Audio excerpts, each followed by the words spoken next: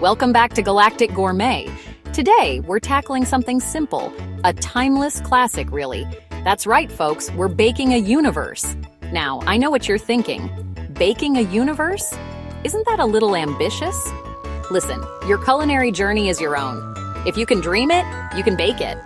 And frankly, who wants to be stuck with the same old prepackaged multiverse? Not me, and I'm betting not you. So grab your oven mitts, your safety goggles, trust me on this one, and let's get cooking. It's the perfect recipe for anyone who's tired of the same old multiverse menu and wants a personal cosmos to call their own. And the best part? It's mom approved. Assuming your mom's cool with, space-time manipulation. First things first, we need to preheat our oven. Now, we're not talking about your standard kitchen appliance here. We're talking about a cosmic oven, the kind that can handle temperatures hotter than a supernova. Think you can crank that old thing up to about 10 to the power of 32 Kelvin? That's right, 10 with 32 zeros after it. I told you this was hot. You see, in the first few fractions of a second after the Big Bang, things were toasty. We're talking a level of heat that would make a thermonuclear explosion look like a popsicle in a sauna. Now you might be wondering, how am I supposed to get my oven that hot? And the answer is, you probably can't. Unless you happen to have a spare black hole lying around. But hey, it's the principle of the thing, right? We're going for conceptual here, people. The important thing is to create an environment so hot and dense that even atoms can't hold themselves together. We need pure raw energy, the kind that makes up the very fabric of space-time. We need heat, lots of it. So crank that dial up as high as it goes and let's move on to our ingredients. We've got a universe to bake. Now for the fun part, the ingredients. Baking a universe isn't your average cakewalk, you know. We're not talking about flour and sugar here. No, my friends, we're talking about the fundamental building blocks of reality itself. First up, we need a quantum vacuum. Now, before you reach for the vacuum cleaner, this isn't about dust bunnies. The quantum vacuum is more like the cosmic batter of our universe. It's a seething, bubbling soup of virtual particles popping in and out of existence. Weird, right? Don't worry, it'll all make sense in 13.8 billion years. Next, we need a pinch of dark energy. This is the mysterious force that's causing the universe to expand at an accelerating rate. Think of it like the baking powder of our cosmos, giving it that extra lift. And of course, no universe would be complete without a generous helping of quantum fluctuations. These are tiny ripples in the fabric of space-time, the seeds from which galaxies and stars will eventually grow. Finally, the piece de resistance, the primordial egg. This is a singularity of infinite density and temperature, the point from which our entire universe will emerge. Handle with care, folks. This thing is denser than a neutron star on a Friday night. All right, let's get our hands dirty. First, we need to combine our quantum vacuum with the primordial egg. Now, this is a delicate process.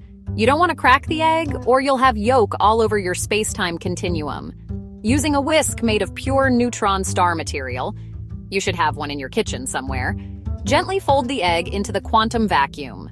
We're looking for a smooth, homogeneous mixture, no lumps allowed. Remember, we're dealing with forces beyond human comprehension here. One wrong move and you could accidentally create a black hole in your kitchen sink. Not that I'm speaking from experience or anything. As you whisk, you should start to see tiny fluctuations appearing in the mixture. These are the quantum fluctuations we talked about earlier, and they're a good sign that things are going according to plan. Keep whisking until the mixture is smooth and the fluctuations are evenly distributed. This is where things get interesting. Now, sometimes, even with the most careful whisking, things can go a little wonky. You see, that primordial egg is a fickle beast. It's got a tendency to, collapse in on itself. And when that happens, you get a black hole. Don't panic. It happens to the best of us. The important thing is to address the situation quickly and calmly. If you see a tiny black hole forming in your mixture, don't try to swat it away with a spatula. That'll just make things worse. Instead, reach for your trusty Hawking radiation. This is a special type of radiation that's emitted by black holes, and it's just what we need to stabilize our little cosmic souffle. Sprinkle a generous amount of Hawking radiation over the black hole and watch as it slowly evaporates away. Think of Hawking radiation like the baking soda of our universe.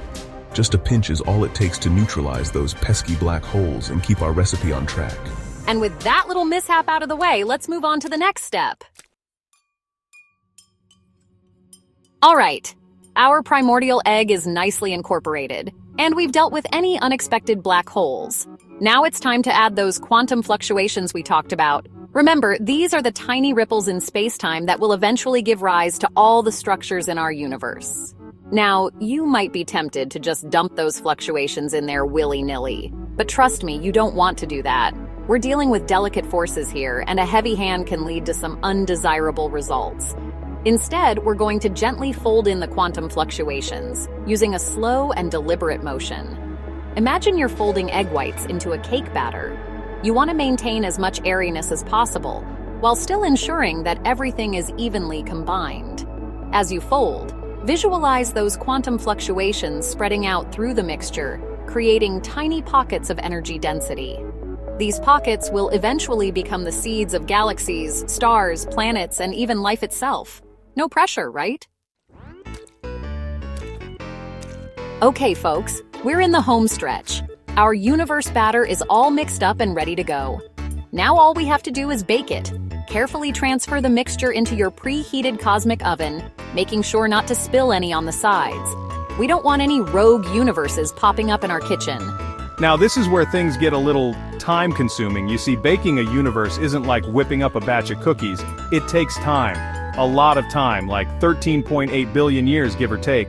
Yeah, you heard me right. Set that timer for 13.8 billion years and try not to tap your foot impatiently. I know it's a long time, but trust me, it's worth the wait. Of course, if you're really in a hurry, there are shortcuts. You could try using a microwave, but I wouldn't recommend it.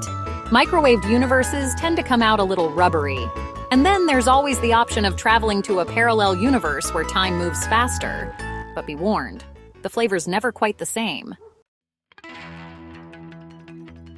Ding! Time's up! Carefully remove your universe from the oven. Be careful, it's going to be hot. Like really hot. I'm talking hotter than the sun hot. Now let's talk about toppings. Because what's a universe without a little something extra? Some people like to keep it simple, with a classic sprinkle of stars. Others prefer a more decadent approach, with galaxies swirling like frosting. And then there are those who like to get really creative. Black holes, quasars, nebulae, the possibilities are endless. You can even add a dash of life if you're feeling ambitious. Just be sure to follow the instructions on the package carefully. You don't want to end up with a sentient species that's allergic to peanuts. Personally, I like to go for a balanced approach. A sprinkle of stars here, a dash of galaxies there, maybe a black hole or two for good measure. But hey, it's your universe. Go wild. Express yourself. Just try not to create any paradoxes, okay? Those can be a real pain to clean up. So there you have it, your very own homemade universe. It's hot, it's fresh, and it's ready to be explored. Just remember to let it cool down a bit before you try to take a bite. Trust me on that one. Thanks for watching Galactic Gourmet. Don't forget to like, subscribe, and comment below. What's your favorite topping for a homemade cosmos? Let me know in the comments below. And remember, folks, the universe is your oyster, or, your cake.